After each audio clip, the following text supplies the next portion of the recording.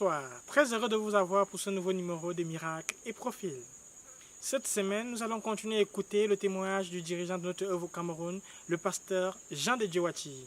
Le leader fondateur de la communauté missionnaire chrétienne internationale, le professeur Zacharias Tandefomoun, a dédicacé au pasteur Jean de Djewati l'art de travailler dur à cause de sa gestion rigoureuse du temps. Nous allons écouter son expérience dans la gestion du temps, dans l'art de travailler dur, dans cette émission.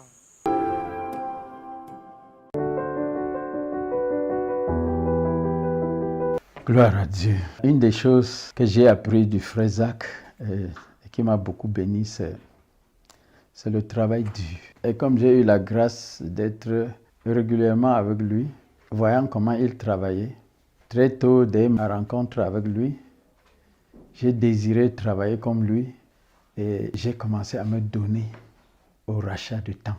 Parce qu'en réalité, le travail dur, c'est l'utilisation du temps. Si tu ne décides pas d'utiliser de manière optimale ton temps, tu ne vas pas travailler dur. Parce que le travail dur demande que tu rachètes le temps. Donc j'ai appris du frère Zach à racheter le temps.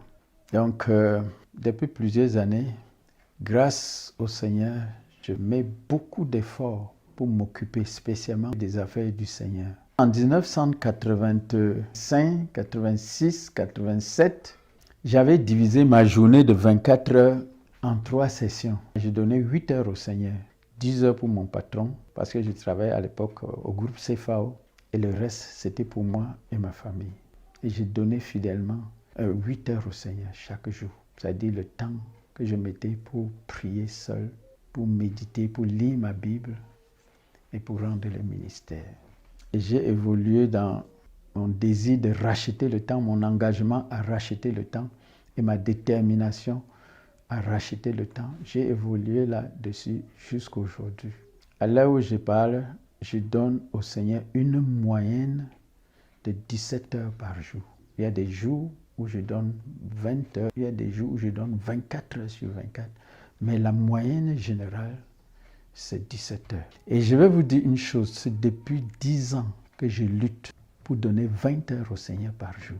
Parce que je me suis demandé, si ces gens qui ont laissé leur nom dans l'histoire, par exemple comme Martin Luther King, ce noir américain, il travaillait 20 heures par jour. Jusqu'à sa mort, il travaillait 20 heures par jour.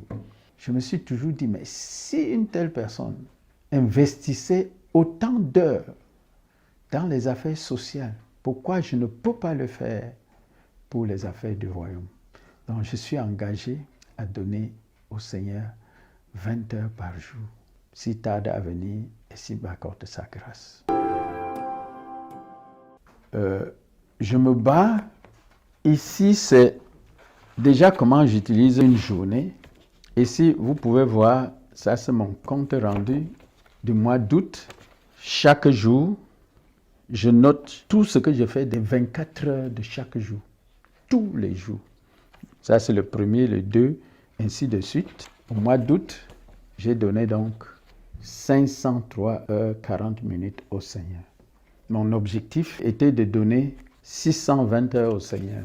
Et au mois de septembre, je n'ai pas encore totalisé, mais j'étais là déjà à 523 heures 53 minutes pour le mois de septembre. Depuis plusieurs années, j'enregistre mes heures comme ça, afin d'être, disons, honnête avec moi-même. Généralement, les premières heures de ma journée sont consacrées aux actions de grâce et à l'adoration. Je le fais de manière fidèle chaque jour, sauf les nuits où je les passe aux nuits de prière. Et à 6h30, nous avons culte familial ici, qui peut durer 45 minutes, qui peut durer 1 heure ou plus. Après le culte familial, je rentre devant le Seigneur dans la prière, dans la lecture de la Bible, dans la lecture des livres chrétiens, dans notre routine habituelle. Jusqu'à l'année dernière, mon objectif était 15 chapitres par jour. Je lisais 15 chapitres par jour.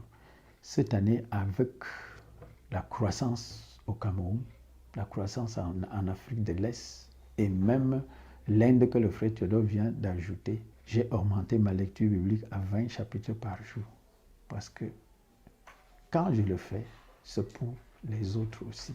À partir de 11 heures, 12 heures ou plus. Je me mets dans les activités comme le ministère pastoral, comme aller au chantier de la construction de la base. C'est de cette manière que j'ai vécu depuis plus de 25 ans.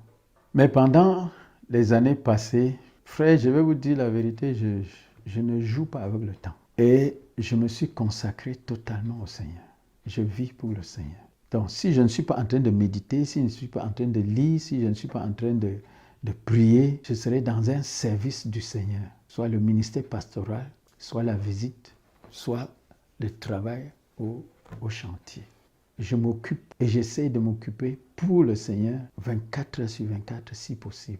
J'essaie de le faire. Et par la grâce de Dieu, je donne une moyenne de 17 heures au Seigneur sur les 24 heures. Je crois qu'avant le retour du Seigneur, je vais arriver à mon objectif de 20 heures par jour.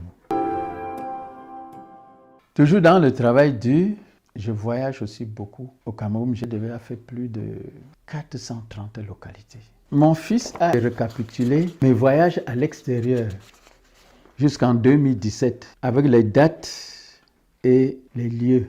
De 2010 à 2017, j'avais fait 223 voyages à l'extérieur du Cameroun. Ça de 2010 à 2017. 2018 n'est pas inclus. 223 voyages à l'extérieur du Cameroun. Et lorsque je voyage, frère, je ne vais pas vous mentir, lorsque je voyage, je travaille plus dur que lorsque je suis ici. Je suis plus occupé parce qu'il y a certaines personnes à qui tu dois rendre le ministère. Au Cameroun même, jusqu'en 2017, entre 2007 et 2017, j'ai fait 89 vols. Ça, c'est les vols par avion. Ça, c'est à l'intérieur du Cameroun. Donc, chaque jour, il faut que je le fasse. Et je n'ai que 24 heures pour faire tout ce travail-là. Il n'y a que 24 heures. Le lundi, j'enseigne. Le mardi, j'enseigne les dirigeants ici à EDEA, avec une moyenne de 120, 150 dirigeants chaque mardi.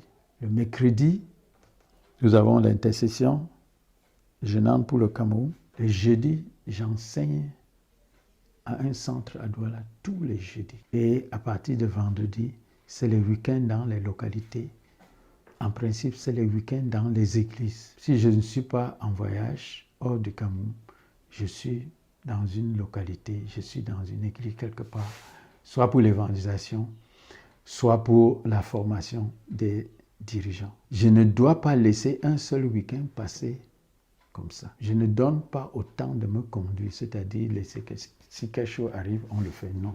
Je veille sur mon temps parce que je dois atteindre mon objectif de 20 heures au Seigneur, devant lui et pour son œuvre. Devant lui et pour son œuvre. Je dois atteindre cet objectif. C'est pour ça que je veille sur mon temps. Lorsque je voyage, je suis très rigoureux sur mon temps. Je fais un programme de telle manière que je ne gaspille pas le temps. Et pour cela, j'établis mon programme de voyage de telle manière que je ne veux pas perdre un jour, je ne veux pas perdre une demi-journée, et je ne veux pas perdre ce que les autres doivent faire. Ce que les dirigeants provinciaux peuvent faire, moi je leur dis non, je ne peux pas venir pour ça. Donc je m'occupe à faire l'œuvre de Dieu et je m'occupe à me nourrir pour le peuple de Dieu. Je m'occupe en m'assurant que l'œuvre au niveau où le Seigneur m'a confié marche bien. Dans ce rachat de temps, même quand je suis à l'extérieur, quand je veux voyager à l'extérieur, je m'assure toujours que partout où je pourrais me retrouver, que je sois capable de communiquer avec les dirigeants provinciaux au Cameroun. Partout où je vais. Avant de quitter ici, je vais à MTN, j'ouvre mon roaming.